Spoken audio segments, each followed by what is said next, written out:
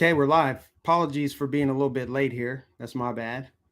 Just getting some notes together and everything. But appreciate everybody for being here. Please give it a thumbs up on your way in. That's so important. Just give it a thumbs up, guys. Just help your boy out. Just let's help this channel grow. Best way to do that is just get a thumbs up. That's all I ask for. I don't ask for much. Just a quick thumbs up. Appreciate it. All right. I actually got a lot of good news today. Believe it or not, guys. And I'm going to book in the good news. So we'll start with some good news. We'll end with some good news. All right. So let's jump right into it.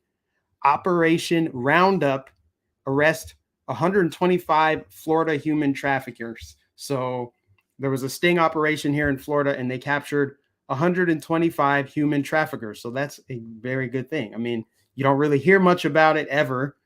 I mean, you'll hear sting operations every once in a while, human traffickers getting busted in Florida, Ohio. It's just kind of sporadic, right? You would think that this would be something that's top news every day, constantly, but it's just not. You just don't hear a lot about it. So this story out of Florida, this is a sting operation that went from August 4th to October 13th, in which they captured and rounded up 125 of these monsters. We know that there are thousands more out there, but they at least got some of these scumbags off of the street. And in the process, they rescued like 5 women and children that were being trafficked. So, and what's scary about this story is actually you have a priest that was caught up in this, as well as, I believe, a teacher, a college professor that was caught up in this. So, people that have public trust generally are caught up in this. It's not just your like stereotypical like low life person. These are functioning people in society that have a dark secret that they're hiding. So it's a good story, feel good story, though at the same time it's kind of depressing because you're like, damn, there's that many people out there just trafficking women and children. But you guys know this is never talked about. So that's a good little story right there. Another good story. This is an even better, well, not better, but this is another really good one. Southwest Caves scraps plan to put unvaccinated workers on unpaid leave after pilots protest COVID vaccine mandate.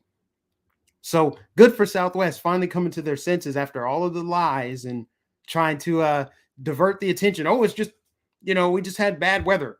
Bad weather targeted our airlines, and that's why we couldn't, that's why we had to cancel 2,000 flights. So now they're admitting that the vaccine mandate was a mistake. And props to the pilots of Southwest who led the charge. I know that there was a gigantic protest outside of Southwest headquarters yesterday. RSBN was covering it. So, I mean, I think that coming one day after this protest is huge. So I think I highlighted a statement from it. Maybe I didn't. No. Here's the notable thing from this little article. This is a change from what was previously communicated. Initially, we communicated that these employees would be put on unpaid leave, and that is no longer the case. So they wrote a note to CNBC on that, and then Southwest confirmed the policy change, which comes just 2 weeks before their deadline for all the pilots and people to get vaccinated. See, when you get these high people that are in positions that you can't just replace overnight, like pilots, doctors, cops, you're gonna have more of an impact. So this is a prime example. I hope that this continues. I hope this trend continues. But it's a good sign. It's a good sign for things to come, because you saw that Delta Airlines, they're not going to do a vaccine mandate. So this is a good thing. Good sign. Good job, Southwest. Finally coming to your senses. Now, Washington State, the football program, fired their head coach because he wouldn't get the vaccine. So what I love about this is that he actually made them fire him. He didn't resign. He didn't quit. He made them force him out. You guys do the work. You fire me. I'm going to stand my ground. This is what stand your ground looks like. So this coach, Nick Rolovic, has been let go after refusing to comply with the state COVID-19 mandate. And the statement from the university is, due to the requirements set forth in Washington Governor Jay Inslee's proclamation, Nick Rolovic is no longer able to fulfill the duties as football coach of Washington State University. So, typically when coaches get fired, it's due to incompetence or some kind of scandal or just general distraction. There's a reason why that affects the football team, and that's why they let go of coaches. But this is unheard of. Being fired because you don't get a medical procedure is weird. I mean, say goodbye to your season. I don't know how well they were doing. I think they were like 4-2 or something like that in the Pac-12. I don't really follow the Pac-12 very much, but I mean, they weren't doing horrible. He does have a pretty solid track record with his previous university he worked at. He worked at University of Hawaii. He's actually Hawaiian. I was doing a little research on him, and he stood his ground. So good for him. And then his statement is, I don't think this is in my hands. I've been settled for a long time on it, and I believe it's going to work out the right way. And see, I think what will probably happen is he'll get another head coaching position somewhere else. He'll go somewhere else. It's not like he sucked as a coach. They're just going hard with these mandates, even if it's to the detriment of their school. Who knows what the rest of the season is going to look like for them? Who knows how it's going to affect the players? See, the university acts like, well, we're trying to protect these players out here, and so we had to fire their head coach because he won't get this cult medicine. That's what it is at this point. Ridiculous. So they fire the guy, and props to him for standing his ground. You know what? I would love to see, let's say, the University of Alabama. I know that Alabama's a red state. They would never mandate this vaccine at a state level. University level, maybe. But I would be willing to bet that if the University of Alabama decided to implement a vaccine mandate for their coaches, they would easily skip over Nick Saban. That would be the ultimate test to see how serious are they really with this. Are you going to fire the most winningest coach in probably the history? I'm pretty sure the history of college sports. In Nick Saban, if Nick Saban were, let's say Nick Saban didn't want to get the vaccine, what would they do at that point? You're gonna send your program in a whole another direction, which is a cash cow for your university. I would love to see it. What's important to you there? Because we know that this is not about your health. This is about total control and domination. And for all we know, this coach, Nick Rolovic, he could very well be pro-vax, but just not for him.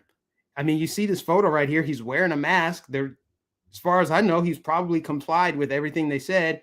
It's just he's standing on firm principle that he should have dominion and control over his body. The most intimate aspects of your humanity is your temple, your body.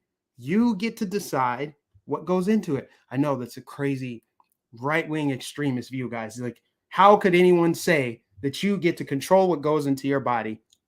And of course, the vaccine zealots, the ones that are constantly hounding everyone to get it, they would say, well, when our body is affecting someone else's health. See, they always want to conflate unvaccinated with sick.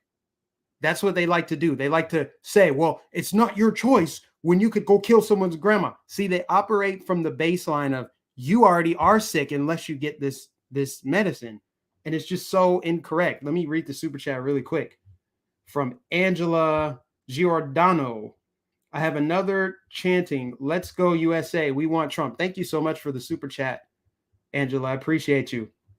God bless you for being here too. Thank you. So, it's like they operate on the premise of you are sick. You are a danger. You're unclean. You're unwell unless you've got this medical stamp or injection, rather, of approval. And it's just they're operating from a false premise to begin with, right? So therefore they're able to make the claim or assert the claim that your freedom and you wanting to choose what goes in your body is selfish. So they say freedom is selfish because you don't want to get this shot.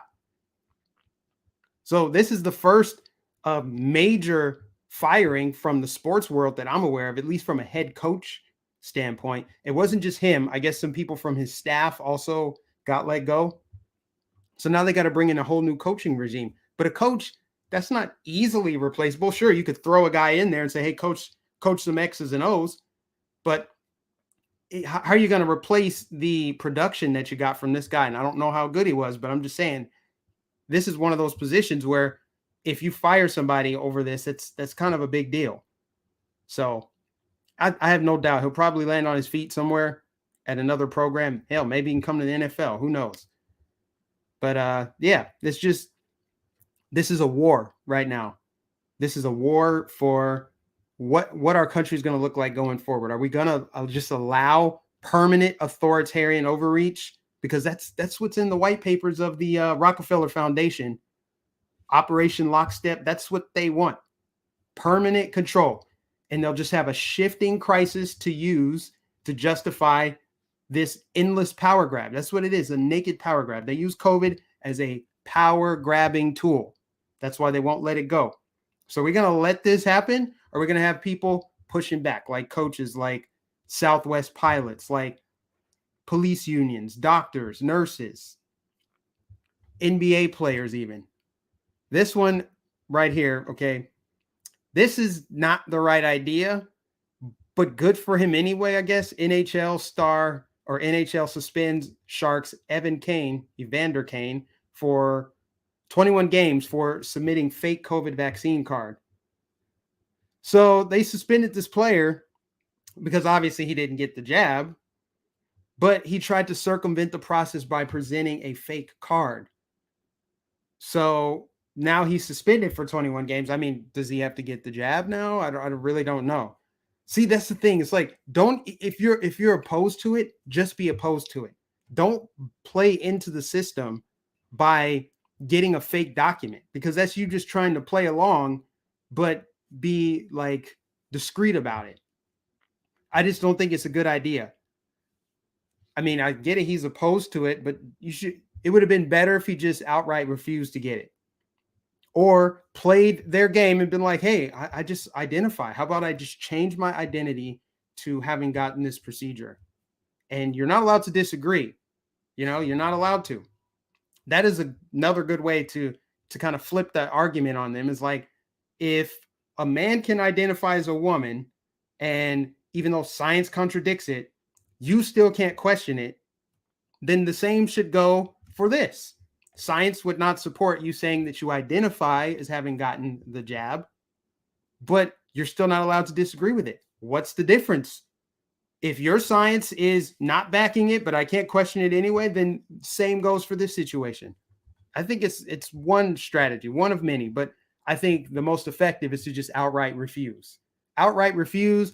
And if people who are pro-vaccine or have gotten the vaccine, if they stand on any principle at all, if they believe in any freedom in this country and maintaining that freedom, then they would stand in solidarity. Like, his teammates should rally around him. Like, hey, I guess we're not going to play a game.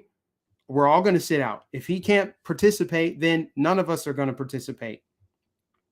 That's what standing together with your fellow countrymen would look like. But suspended for 21 games, I guess that's what they're doing now. But just in general, try to avoid the fake vaccine cards. It's just weird. Now, Japan, guys, Japan. Their plummeting COVID-19 cases create mysterious success stories. Just a big mystery. I was looking at some of the headlines. Let me just type it in really quick. Japan, COVID. Look at these headlines. Japan's rapid COVID vaccine campaign partially created with lowering cases. Partially? So what else is it creating the lower cases? From 20,000 coronavirus cases a day to under 500. How did Japan do it? Japan becomes surprise overnight COVID success story. Japan's sudden coronavirus success puzzles experts. That's very interesting, y'all. I wonder what it is that Japan may be doing that other countries are saying you shouldn't do or shouldn't talk about because it's just a forbidden word. But just the way that they're trying to present it as, well, they were really good with masking and their vaccination effort was really good, But I mean, if you look at Israel, who is the most vaccinated nation on earth, that would contradict that story unless somehow it's more effective in Japan. I don't know. But anyway, they're puzzling the experts, you guys. I just can't put my finger on it. Maybe you can in the chat. And the thing is, Japan, unlike other countries in Europe and Asia, never had anything close to a lockdown. They just kind of had like states of emergency or whatever. But in this article from Time magazine, it says some possible factors in Japan's success include a belated but remarkably rapid vaccination campaign, an emptying out of many nightlife areas as fears spread during the recent surge in cases, a widespread practice well before the pandemic of wearing masks, and bad weather in late August kept people home. So the bad weather in late August kept people home, and that's why they weren't gathering. And so therefore, that's why the cases went down in October. That's why the cases are down now. By the way, didn't they just hold the Olympics there too? So there's a lot of travel in from other countries and lots of mingling, lots of stuff going on in Japan. And they are gathering in public now. So I can't put my finger on it, but I'm pretty sure you could go down the rabbit hole and there's something there that you would find. You guys know I got to kind of skate around this a little bit, but yeah, that's the story on Japan. And it's not just Japan, Mexico, India. There's other countries that their numbers just aren't really plummeting, or they are plummeting and they just can't really, they can't figure it out. Interesting stuff there. Oh, now who didn't see this one coming? About Colin Powell. High profile and fully vaccinated but immunocompromised, Colin Powell's death wrongly seized upon to undermine utility of coronavirus vaccine. See, you right-wing extremists, you conspiracy theorists, you science deniers. You took this story about Colin Powell dying from COVID after being fully vaccinated, and you used it as evidence to undermine the vaccine's efficacy for you're promoting vaccine hesitancy. You wrongfully seized on this moment to point out the obvious. So they're making the spin now. They're making the spin, and it's more than a few outlets reporting this. This is the Washington Post. Finally acknowledging, hey, he was immunocompromised. How do we know he didn't die from cancer? He did have blood cancer. He had Parkinson's disease. He was 84, which I think is like the average age of death for men in America. For black men, it's actually like 75. So, I mean, even before COVID, he probably could have easily just died of old age. But this very, very interesting how these narratives around the coof are exploding in front of your very eyes. It's a beautiful thing to watch. Beautiful thing to watch. And now they're making that spin because I guess they just lack self-awareness. They just didn't realize that reporting that he died from COVID and that he was fully vaccinated would just raise more questions for people who were already hesitant or had questions or wanted more studies done. And now they're saying, wait a minute, there's something else. But hey, just last year when it was expedient to inflate the cases, they were including like rollover car accidents and a bunch of other reasons, very obvious reasons that people die. But they're like, well, they tested positive prior to their death. So go ahead and mark it as, COVID, whatever. Now, Jen Psaki continues to spin the backlog of cargo ships at our ports. She's basically saying, life is good. You guys need to stop complaining. Check this out. Thanks, Jen. I just want to follow up on the supply chain that you just said was, you were seeing some serious progress on that front. So a couple of questions. Yeah. There. So the Port of Long Beach yesterday saw this new record broken, 100 vessels at anchor waiting to enter. Normally pre-COVID, they're seeing 17 ships, give or take, at anchor. Is the president satisfied today on where things stand? The president is satisfied that progress continues to be made. And one of the reasons that there has been so much traffic in a lot of these ports is because there are more goods that are being ordered by people across the country. People have more money, expendable resources. Their wages are up. More people are working than they were a year ago. And port to port, it's different. But statistically, some of these ports have 20%, 30% increased volume as a result of that. Oh. So it's because wages are up, you guys, and more people are working than last year, even though you're seeing all these stories of people being fired and slow job creations or growth. They missed the mark tremendously in September. But this is her putting that spin on this whole situation, putting lipstick on a pig. That's what this is. Biden is doing such a good job. So many people are back to work. Their wages are up so high that we have record rates of purchases coming over from China, of all places, coming from overseas, China and India, other places over there. That's why this is all happening. Who is buying this? Who's buying it? Who believes it? As we're seeing all this inflation, Pete Buttigieg did the spin on this as well. Saying Biden's doing such a good job. So many people are back to work. So many people have so much money. So many goods are being ordered that this is actually a good thing. You should actually celebrate this. This is a good thing that we have shortages. But also, Christmas is going to suck this year. And it's because of, the unvaccinated and because of the pandemic. So they're giving you two different stories there. But just putting the spin on it. This is eerily similar to Bernie Sanders praising breadlines. Y'all remember that breadline Bernie Sanders? People lining up for food. That's a good thing. Just putting the spin on the communist propaganda. This is positive. If people are lining up for food, if there's shortages for food, that means people are obviously eating because there's not enough food. I'm telling you, you have to be just a mouth breather to believe this. And yet people do.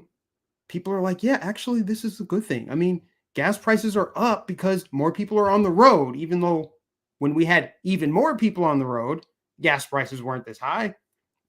We shut down our energy independence in the United States. Now we're more dependent on foreign oil, which obviously would drive up the price. Supply and demand driving up the price. Cost of lumber is high. Shortages on food. They're telling you to your face with a straight face of their own, this is a good thing. Walmart. CRT training encourages employees to accept that white is not right. So this is from last week. Walmart has put more than 1,000 employees through a critical race theory training that teaches that the U.S. is a white supremacy system, that white trainees are guilty of white supremacy thinking, and internalized racial superiority. You got to love that self-loathing approach to corporatism, as their CEO, their white CEO, earns like $22 million a year. Telling white people in the workforce, people working at Walmart, come on, I'm just saying, people working at Walmart, hey, you've got internalized white superiority and you're trying to preserve the white race with your working at Walmart, and you're blind racism. The program suggests that people are guilty of white privilege and internalized racial superiority, the belief that one's comfort, wealth, privilege, and success has been earned by merits and hard work, rather than through the benefits of systemic racism. So if you're white and you've achieved anything, it's obviously because the system benefits you because of your whiteness. It's not because of your hard work. It's not because of anything you persevered through in your life. It's just your skin color. And then on the flip side, people like me, the blacks, colored people, it's their words, not mine. They switched and said people of color, and now they're saying, they want you to think that that's different, people of color.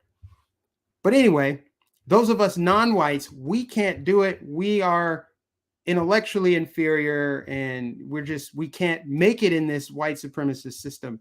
And this is coming from, white people who have made it. Also, really rich and successful black people continue to push this narrative. You know why they continue to push this narrative? Because they don't want you to ascend the economic ladder. They don't want you to look at the way that they're destroying everyone. They're crushing everyone's wealth. Nobody escapes this. Nobody makes it ahead in communism. You think that once they implement this global takeover, this communist control of the United States, you think that, well, white people will advance in that system. I mean, but Walmart is just the latest corporation to push this critical race theory doctrine, this hatred and division, creating inferiority complexes and superiority complexes alike. And just wanting us to be divided. It's just another way for them to divide. So there, I mean, this is only like the 100th reason to avoid shopping at Walmart, unless you want cheap Chinese made products and everything else Walmart participates in. Child slave labor over in China, everything else. Now, critical race theory. Way to go, Walmart. Oh, not to mention Walmart, they're going to be probably the first big retailer to fully eliminate cashiers altogether as they accelerate automation. You see more self-check lanes than ever before when you go in there. Now, here's a crazy story. Democratic campaign ad playing in churches with Kamala Harris backing Terry McAuliffe. I cannot pronounce it, whatever. For Virginia governor. The guy that's running for Virginia governor. And apparently this violates IRS ethics rules and could be illegal, critics claim. So Kamala Harris, of course, I wonder why they use Kamala Harris at black churches. You know, souls to the polls. We're going to show the first black woman to be first lady to black churches to program them and tell them why they need to vote Democrat in Virginia. So we're going to show it at black churches. Remember, like I said, this woman is the poster child of racial ambiguity. She is a political shapeshifter. She will pretend to be Indian if that benefits her. She'll pretend to be black if that benefits her. And in this case, like the way they marketed her in 2020, a black woman, we know it's not true. Plus, her parents owned slaves, or her grandparents, her ancestors owned slaves. Very interesting.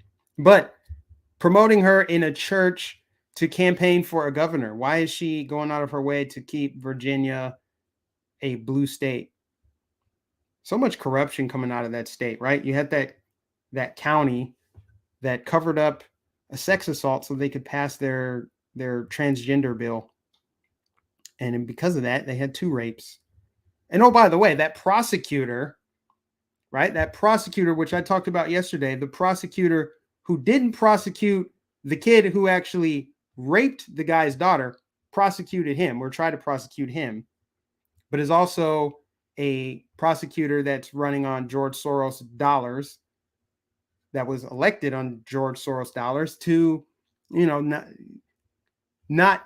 take the foot off the gas with crime, essentially. So that same prosecutor is tied to this Terry McAuliffe. I can't, seriously, guys, I don't know how to pronounce it. This Terry McAuliffe is connected to this prosecutor promoted by Kamala Harris, all funded by George Soros. Remember that web I showed you guys, that flow chart, George Soros? You can connect it.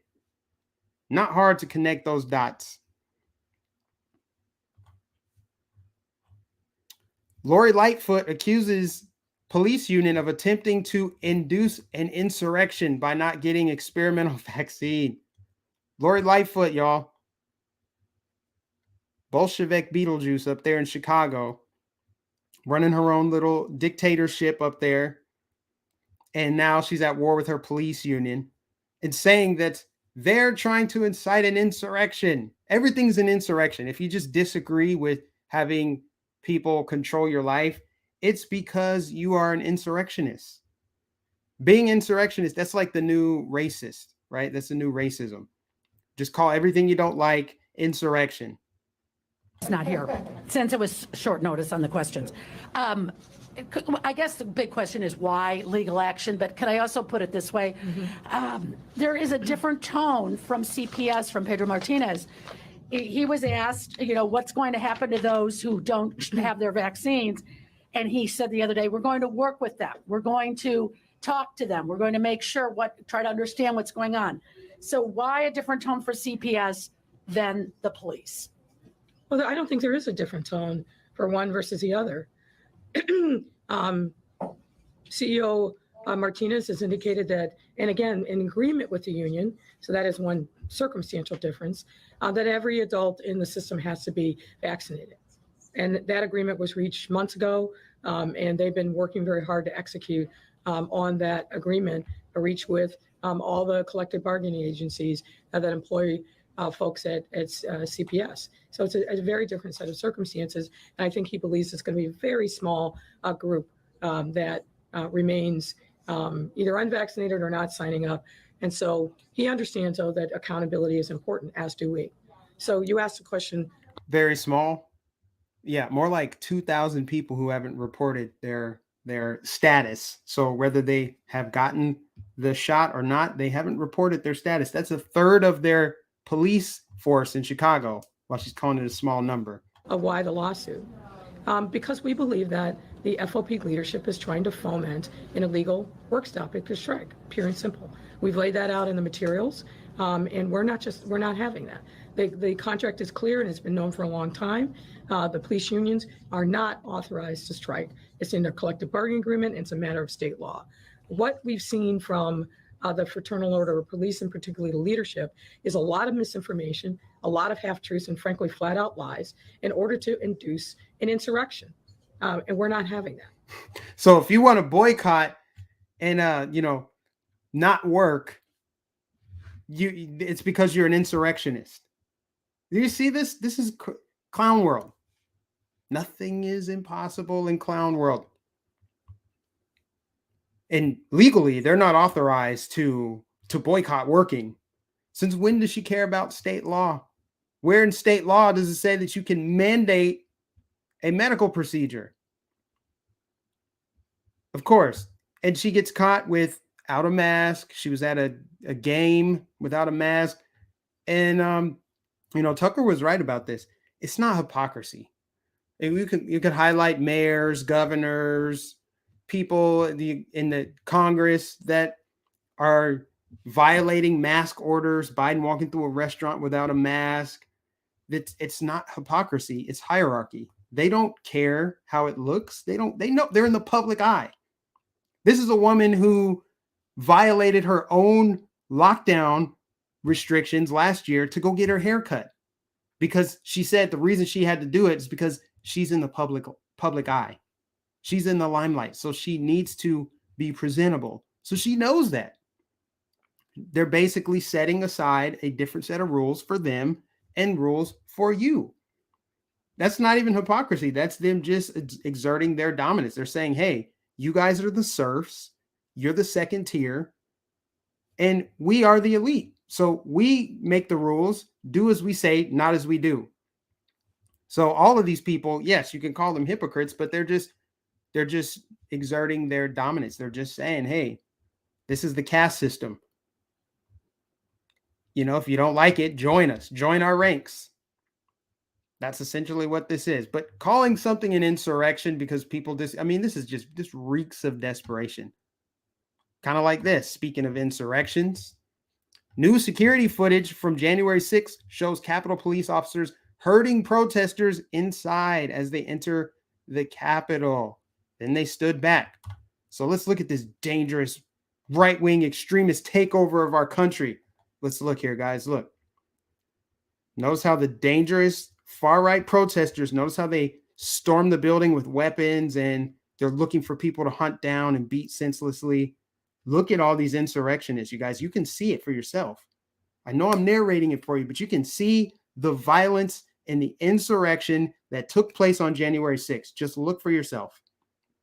All you can see right here is just all these violent, extremist Trump supporters entering a warm building on a very cold day and just standing there. I see a guy with a camera, or is that I don't know, that could be some kind of explosive device.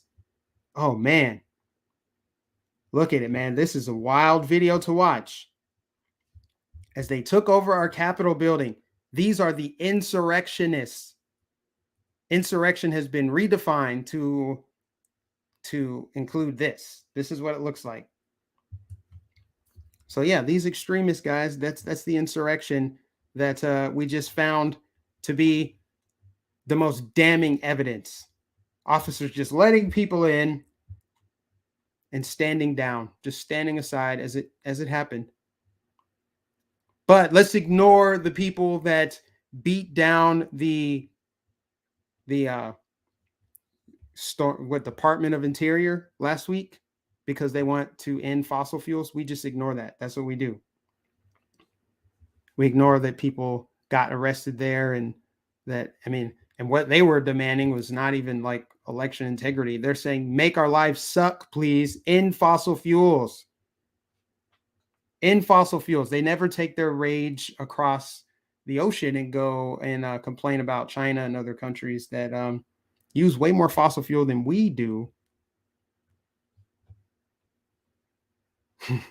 Insurrectionists. Oh man. You guys, you can't make this up. Truth is stranger than fiction. Now, I promise you guys some more good news. Here's some good news. 2 longtime Democrat congressmen will not seek re-election, and signed Dems are poised to lose House majority in 2022.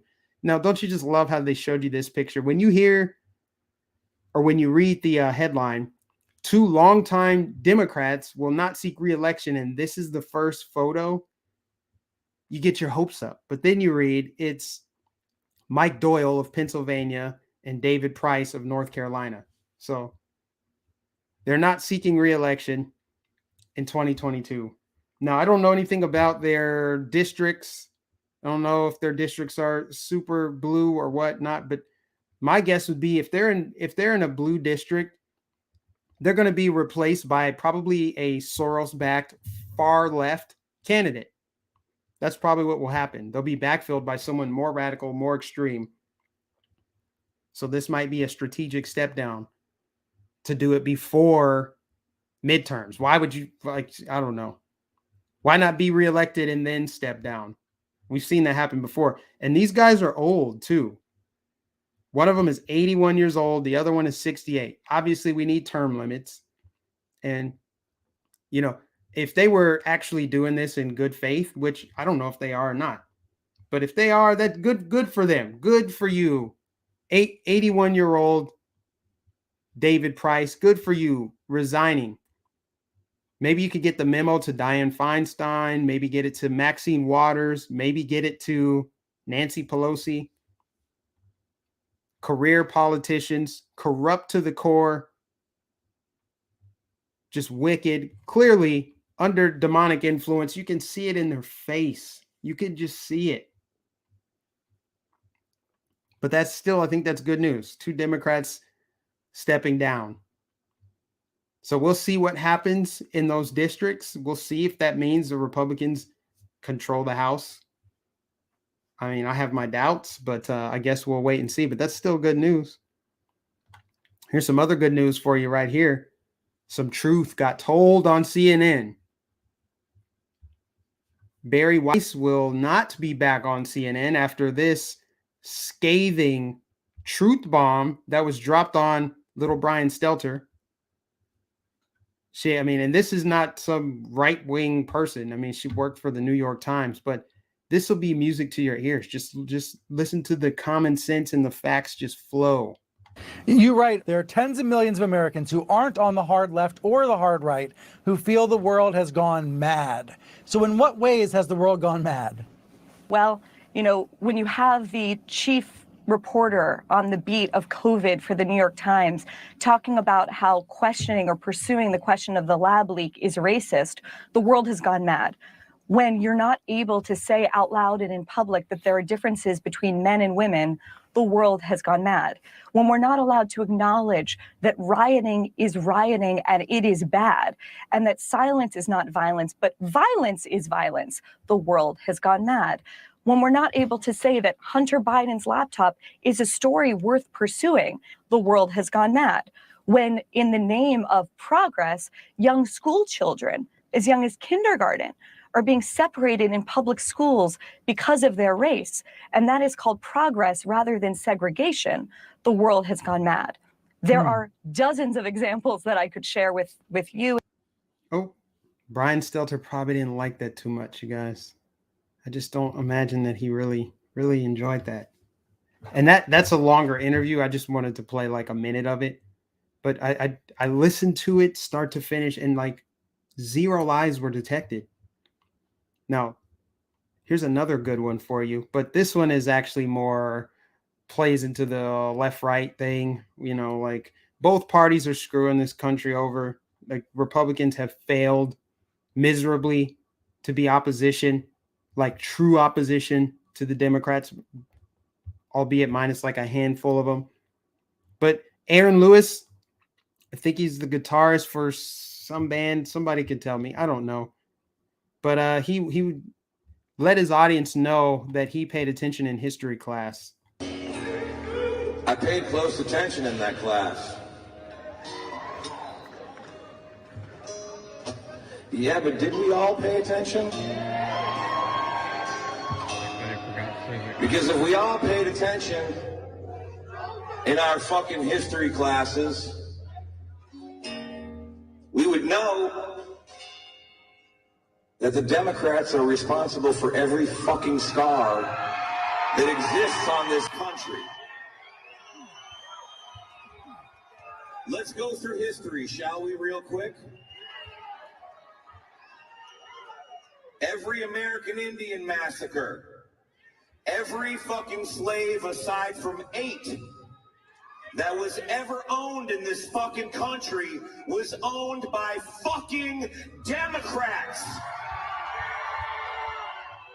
Every segregational law, every racist law, every Jim Crow law, every fucking KKK meeting was done by the goddamn Democrats.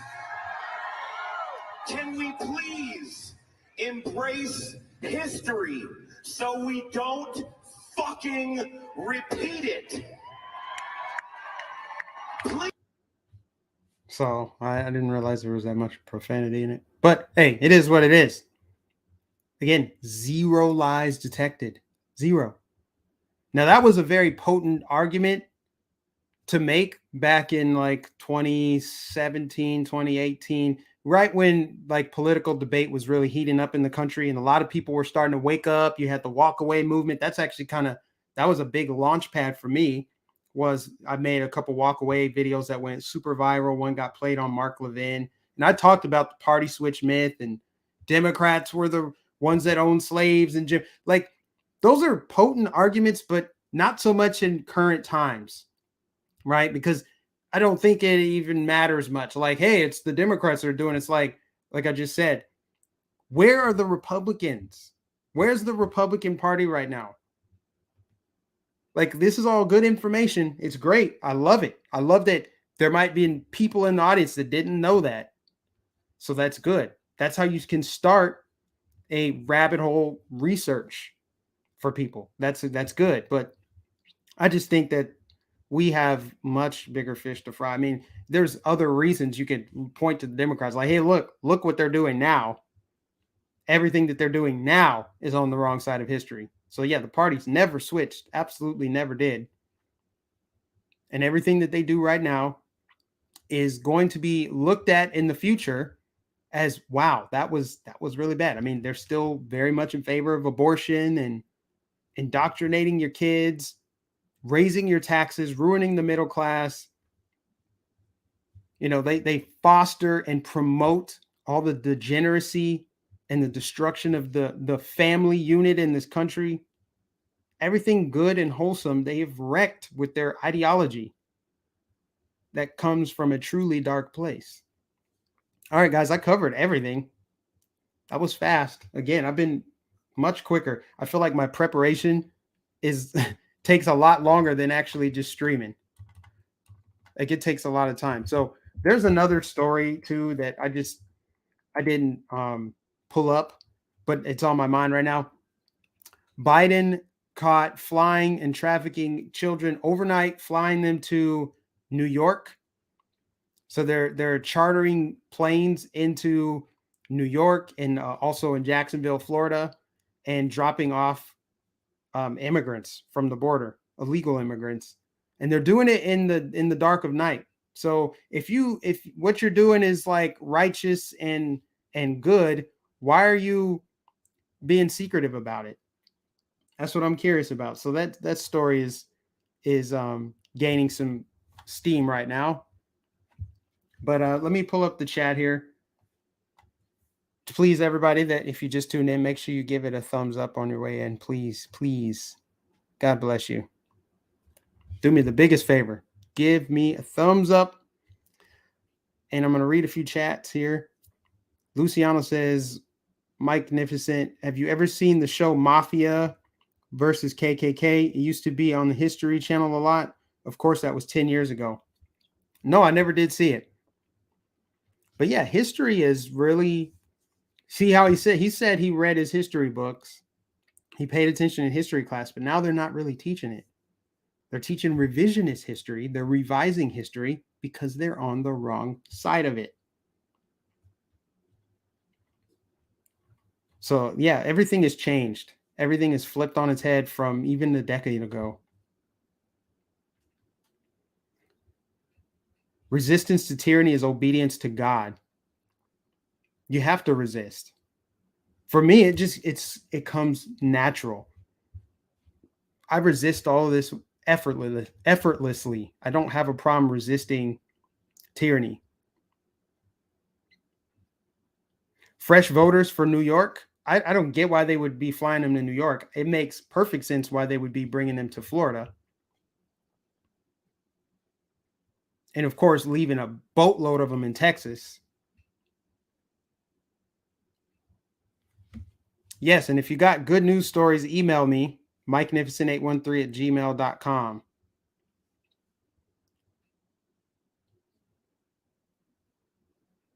The party switch is the dumbest thing I've ever heard. And yet they teach it. How convenient. The people that write the history books are the ones that are on the wrong side of it. So of course they can say, well, the party is actually switched. And we probably all know somebody that believes one of the original big lies, that the party switch. You want to talk about the big lies? That's a pretty big one. That's a doozy right there. And the same people that judge you by skin color, they're in the same party. It's central theme for their operation is skin color, race. That's what they're obsessed with. And they want you enslaved now. They just want you to be a ward of the state.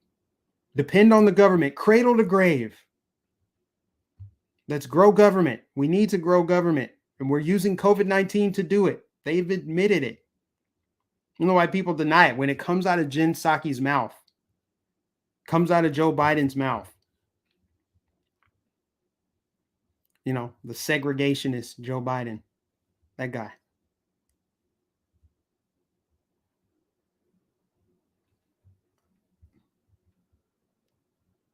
They love race. They do.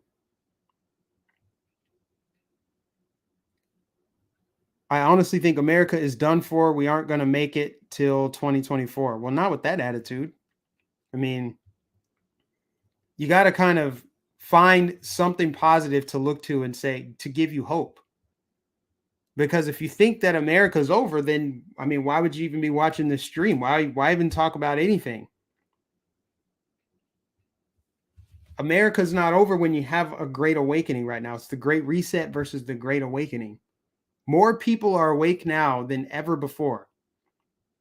They just need to be moved to action. That's it. Peaceful action, of course. But I mean, look at these mandates. The mandates are starting to fall apart. And while, yes, it sucks that lots and lots of people are unemployed, there will be a new opportunity that arises for them. That's not the end of their story. They got fired. They had to resign. They were forced out of their job because they didn't take the vaccine. They're standing for something. What we actually need is more of the vaccinated to stand in solidarity with them. None of this works without compliance. It doesn't work without compliance. The whole system will crumble. And if they thought they had it in the bag, if they felt like they were just fully in control, they wouldn't be clamoring for censorship so much. They wouldn't be shutting down debate. They wouldn't be interrupting people all the time, cutting off mics. They wouldn't be gaslighting all the time. That's what, they wouldn't run from debates. If they had better ideas, they would want to debate them all the time. They're like, hey, look, we can disprove this right-wing conspiracy theory right now. They don't do that. They run. They head for the hills. So I feel like there's hope still. The tide has to turn. This can't be it. At least not yet. We know what the Bible says, but I don't know. I feel like I don't think it's right now. Although there's a lot of signs that we're in the end times. We know that how that goes down anyway, so nothing works without compliance. Yeah.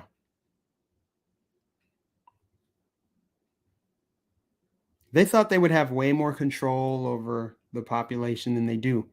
That's why they have the obedience mask, so that they can see who's compliant, who's not. It's a measurable for them for which to work on. They can see who is taking the programming, who isn't. That's why they're trying to investigate these school board meetings, because they didn't anticipate parents waking up. It just creates a snowball effect. That's why they want to clamp down on the internet. Because they know once the truth gets out there, people don't unsee that. People typically don't get lulled back to sleep. Except for people who just refuse to see it. But again, that says more about how deeply controlled and brainwashed they might be.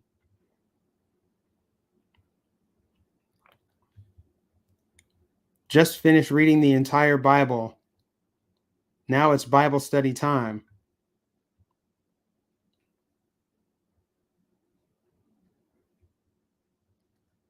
Luciano just finished reading the entire Bible. Okay.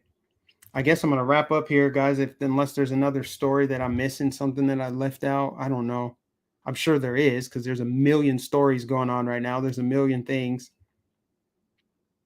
But we're almost at an hour anyway, so I'll be back tomorrow with more of this extremist, dangerous, far-right content. It's just so dangerous that YouTube has to put their thumb on the scale and try to shadow ban my work. I'll be back with more of that tomorrow. So appreciate everybody for tuning in today. God bless you. Give it a thumbs up.